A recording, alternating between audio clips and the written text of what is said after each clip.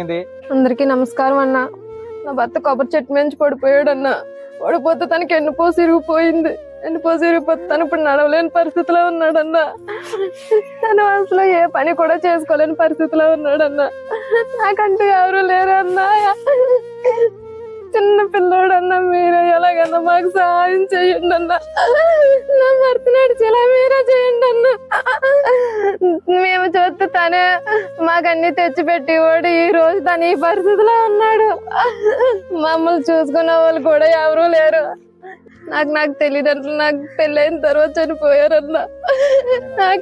నాకంటూ వెనక ముందు కూడా ఇంకెవరు లేరన్నా. అన్ని తనే అనుకున్నానన్నా నేను. కానీ ఈ రోజు తనకి ఈ పరిస్థితిలో ఉన్నాడన్నా. ప్లీజ్ అల్ల ఎలాగైనా మాకు సహాయం చేయండి అన్న. ఒక్కసారి మీరు ఈ కుటుంబాన్ని చూసినట్లయితే తన వయసు చూస్తే 24 సంవత్సరాలు